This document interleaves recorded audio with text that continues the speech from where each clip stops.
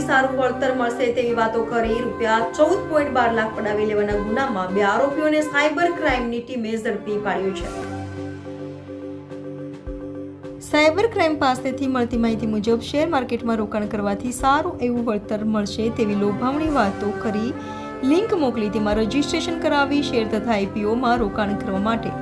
અલગ અલગ બેંક એકાઉન્ટોમાં 14,12,000થી વધુ ટ્રાન્સફર કરાવી લઈ નફો કે ભરેલ રૂપિયા પરત ન આપી ઠગાઈ આચરવાના નોંધાયેલા ગુનામાં સંડોવાયેલા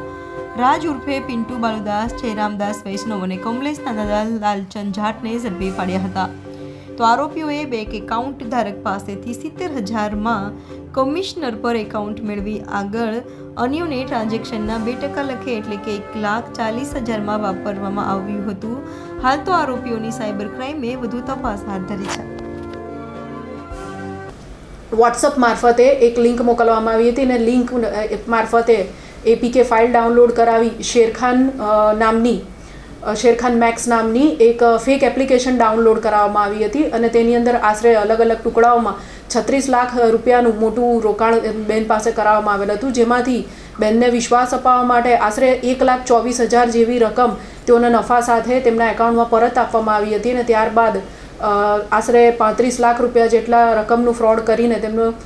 જે એકાઉન્ટ છે ડિલીટ કરીને ને એમની સાથે એમને બધા તમામ સંપર્કો તોડી નાખવામાં આવ્યા હતા। તો સદર ગુનાનો અહીંયા રજિસ્ટ્રેશન સાયબર ક્રાઇમ પોલીસ સ્ટેશનમાં થયા બાદ સાયબર ક્રાઇમ પોલીસે સ્ટેશનના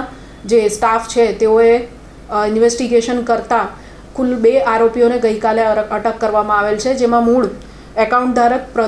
પ્રદુમ પાંડે છે, જેઓએ આશરે 30,000 રૂપિયા જેટલું કમિશન લઈને પોતાનું એકાઉન્ટ આવી ગેરકાયદેસર પ્રવૃત્તિ માટે ભાડે આપેલ હતું। સદર વ્યક્તિ હાલ સુરતમાં રહે છે અને મૂળ ઉત્તર પ્રદેશના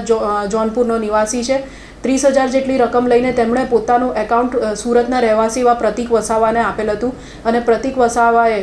આગળ 30,000 રૂપિયા વધુ કમિશન લઈને આગળ બીજા ગુનેગારને